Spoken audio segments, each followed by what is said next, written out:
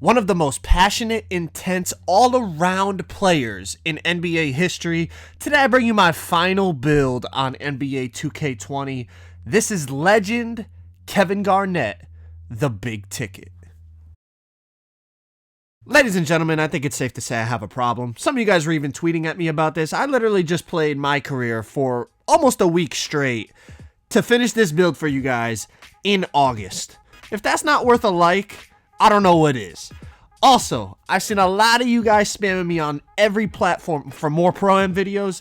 I have one that I'm editing right now. You guys seem to really enjoy these videos, but they take a long time to edit. So I am working on one right now. As soon as this video right here hits 20,000 likes, I'll drop the Pro-Am video. So 20,000 likes on this KG video, and I will drop the Team Pro-Am video for you guys where I bring my new LeBron James build, the one with post takeover. I bring that to the ADBA Pro-Am League. But anyways, today's video, my final build on NBA 2K20, man. I decided to go with a Kevin Garnett build, kind of like a 6'11 post scorer, but really good on defense type of build. You guys are about to see, man. This build is really unique. I haven't really seen anyone with a build like this. All right, so check it out. It's called a mid-range finisher, but I gave it rim takeover. So as you can see, we got the high post hook, the high post fade. KG was a bucket in the post. You know, he loved to go to that fadeaway. He could score in the post at will in his prime. He also could step out and shoot the mid, shoot the three-pointer. The only thing I wasn't able to give him was post moves. I just couldn't find a way to get everything that I needed in terms of badges and up the post moves. But as you're going to see in the gameplay, you could still dominate the post without having a post moves attribute, okay? Because I had to give him a lot of defense because KG, you know what I mean? He was one of the best defenders we've ever seen all around. He can move his feet, why I gave him the lateral quickness. He's got the rebounding, the interior defense, the steal, the block. And like I said, the rim takeover really helps his defense. The only thing, as I said, is just the post moves. I wish I was able to put that up, obviously, but I felt like giving him a post fade and a post hook was more important because I could deal with not having the post moves attribute. As you can see, the badges 26, 27, 11, and 19. Pretty well-rounded for one of the most all-around big men in NBA history, Kevin Garnett. So as I said, you're going to see me playing in the post a lot because, I mean, that's where KG used to operate. We do a little bit of pick and roll, pick and pop, and all that type of stuff. You're also going to see out of the triple threat how good this build is. Even at 6'11", using that gold quick first step, he's still really quick off the dribble, the jab steps, that type of stuff. But one thing when I think of Kevin Garnett, growing up as a Laker fan, I got to experience KG, you know, just single-handedly carrying the Timberwolves, matching up with him in the Western Conference Finals, and he put fear in your heart. Why? Because he was such an all-around dominant player. He could dominate you not only on the defensive end because, you know, he was very long, very athletic. He could protect the paint. He could step out, switch onto guards, move his feet,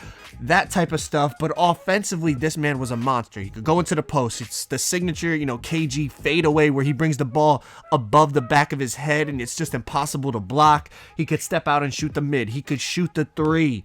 He could handle the ball. He was a really well-rounded player. And on top of that, one thing that we remember KG for is the intensity and the passion this man played with. You can't help but respect the way he played the game. So if it wasn't bad enough having to deal with MVP Minnesota Kevin Garnett, then he goes to my arch rival team, the Boston Celtics, and we match up with him twice in the NBA Finals. He took us down the first time, we took him down the second time. Lakers-Boston rivalry, KG added to that, you know, and it was just some of the most intense series you could imagine.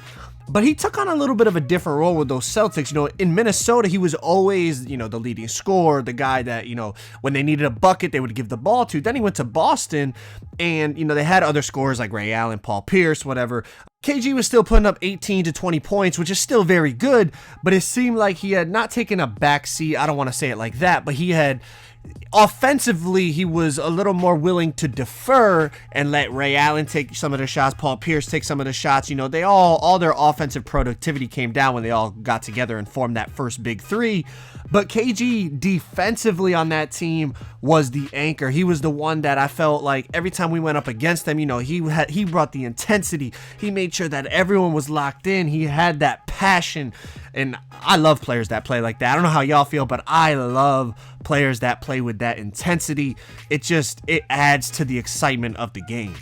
So check this out. Let's talk about the build a little bit. When I went into making this build, I was like, how can I make a 6'11 player that is not only pretty athletic, but can step out and shoot the ball well, can score in the post like a monster, but is still very good defensively. Now, obviously, you can only choose 2 categories to have Hall of Fame badges, and I was thinking about giving him Hall of Fame defense because, as I said, KG was a great defender, but I've played on builds with only gold defensive badges, and I was like, you know what, at 6'11", with gold defensive badges, if I give it rim protector takeover, his defense is going to be elite. And as you can see in some of these games, it's like as soon as we give the ball up, I'm getting a lane steal, or I'm getting a chase down block, or getting a really good shot contest. The defense is still really, really good, especially, you know, 6'11", long arms. It's not a concern.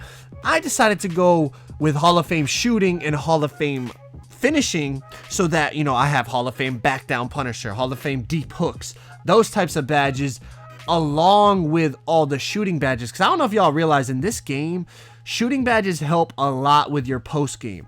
Having Hot Zone Hunter helps so much in terms of your fades and even your hooks.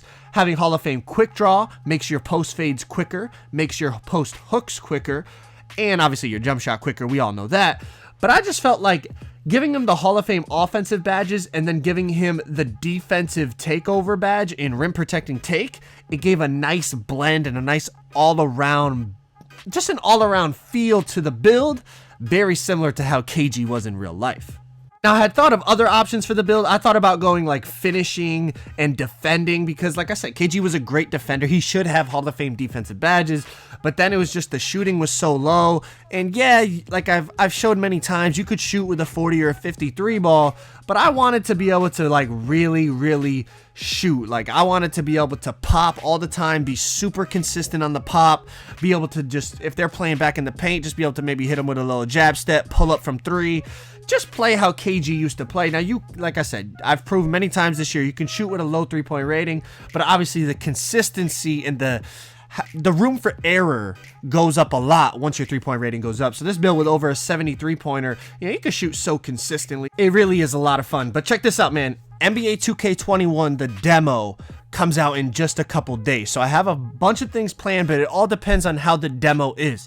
If they have the player builder in the demo, then I think I'm going to do a couple live streams where we could break down the builder and kind of find, you know, find the thresholds. You guys know every year there's like thresholds in terms of what you need to do to get as many badges as possible, what you need to do to be able to unlock the animations that you want, like contact dunks, and be able to speed boost and that type of stuff. So we could just mess around and have some fun in the builder, but that's if the builder is in the demo. If all it is gameplay in the demo, then I might stream just one time so we can just kind of experience the new gameplay. But I'm hoping, you guys know I love builds. I'm hoping that the builder is in there, and then I'm going to be able to just, I remember last year, I spent hours in the builder before I dropped any build videos because I like to break everything down and really see how it works, really see how you can maximize your badges and attributes and everything like that. So if the builder's in there, I'll do a couple streams. You guys could ask questions. We could, you know, you guys could help me try to find little secrets and tricks and tips in the builder. And then, of course, you guys know, I'm coming with the build videos every year. The NBA player build videos. Again, we'll do all the best players, LeBron, Kobe, MJ, etc., like we do every year. Because that really is my favorite thing to do on this game. I mean, if I'm playing a week straight of my career to finish a build for you in August, finish this KG build in August for you guys, like I said, I definitely have a problem. Making these builds is it's fun to me. It's what I enjoy doing, man. But this build right here, my last build on 2K20. I'm not making any more builds. You guys could stop spamming me trying to, you know, make your IRL build, make, you know, a Luka Doncic build, make this build, make that. I'm done. For 2K20, I'm done grinding builds. No more new builds. Whatever, I got 10 builds right now. I'm not making any more. This is it. All right. So I apologize if I didn't make your favorite player this year. Maybe in 2K21 I will. You guys can start giving me suggestions for that if you want. But we're about to wrap this thing up. As you guys saw, we were down like 9-2 in this game or something like that, and we're gonna make a nice little comeback. Check this out, little pick and pop game. Frank driving to the baseline, kick it out. This build, as I said, it just shoots so consistent. It's such an all-around build. It is the perfect KG build, man. He can do everything. He can score inside, score in the post, rebound, defend. He could guard the guard because, you know, we upgraded that lateral quickness. 6'11", long arms, really good defender, really good scoring in the post. He can do it all. Check it out. Pump fake, Draw the foul, go up, get the and one. That's 16-9. The comeback is on, man. If you guys haven't already, man, drop a like on the video for me. I appreciate it. Once we hit 20,000 likes, I will drop the next Pro-Am video where I bring my post-scoring takeover LeBron James build to a comp Pro-Am league. It's actually really, really crazy gameplay. You guys are really going to enjoy that. So get this video to 20,000 likes. Hopefully y'all enjoyed, man. Subscribe if you guys are new. I'm out. Peace.